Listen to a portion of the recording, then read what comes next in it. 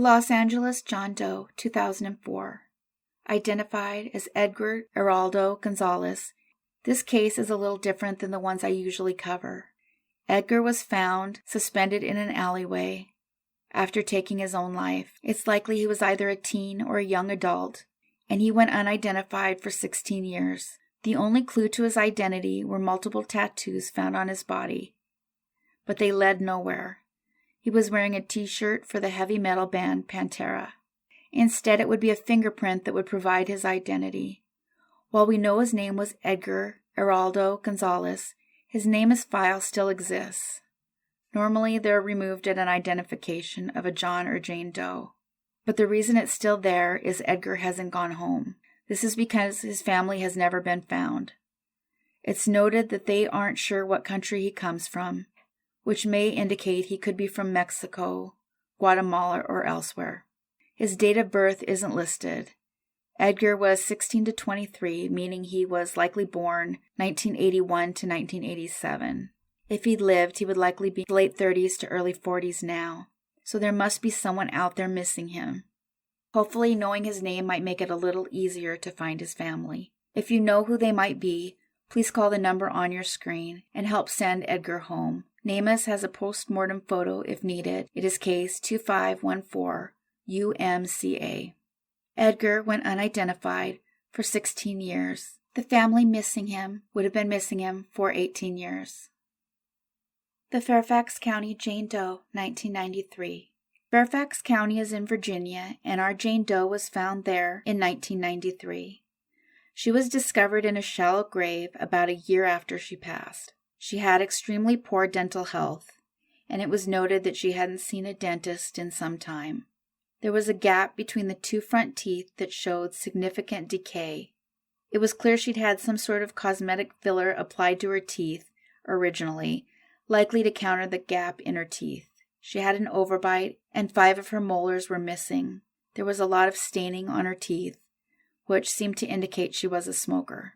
She had on ripped bikini underpants and wore a 34B bra, which had been rolled up and placed by her. She had on white sandals that were size 8. The sandals likely mean she died during the warmer months of summer. There was a note of aqua-colored swirls in her pierced earrings. She had with her a red hair pick and a yellow banana clip. A quarter was found in the victim's pocket, dated 1980. As a result, they believe that was the earliest year she could have been placed in the grave by whomever took her life. They noted she'd suffered knife wounds to her back, collarbone, and neck. It's possible she was attacked from behind. She is estimated to have been there 1 to 15 years. She was 15 to 39, and assuming she lost her life in 1980 to 1992 at the latest. That would mean she was born between 1941 and 1987. Othram Labs is currently working on this case. The Fairfax Jane Doe, 1983, has gone unidentified for 28 years, but she is likely someone who's been missing for 40 years or more. The Adams County Jane Doe.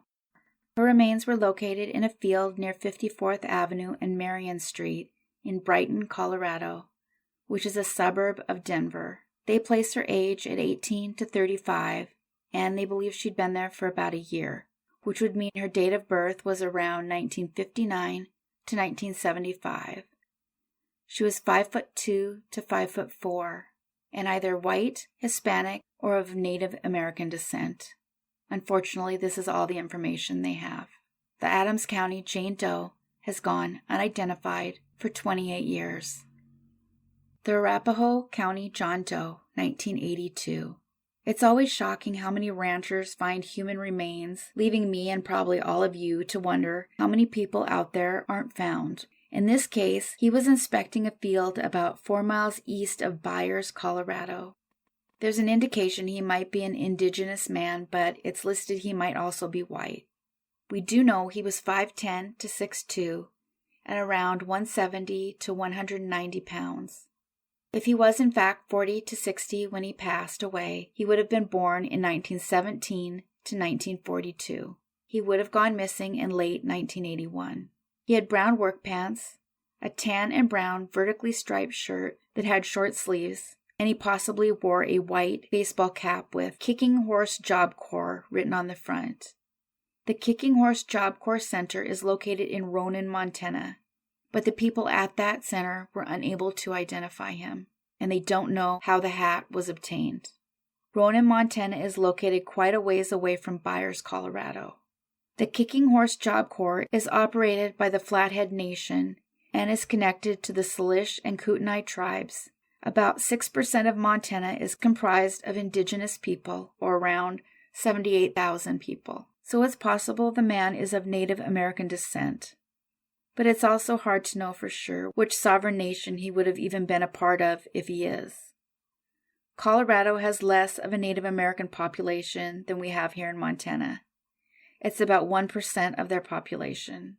So perhaps he may have come from Montana to start with.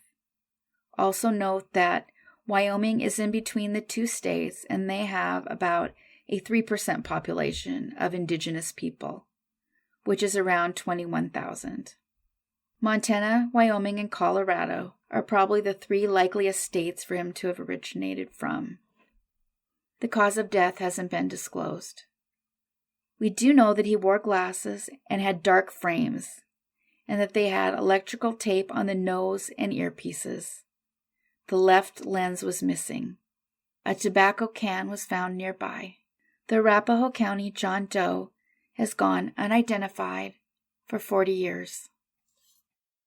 Thank you everybody for watching and listening. If you could help to get the channel noticed by the YouTube algorithm by liking and leaving a comment, even if you can just leave a thumbs up or some emoji, it counts as engagement. It would be so appreciated. And don't forget to subscribe if you haven't yet. Thanks everyone. Take care of yourselves and each other.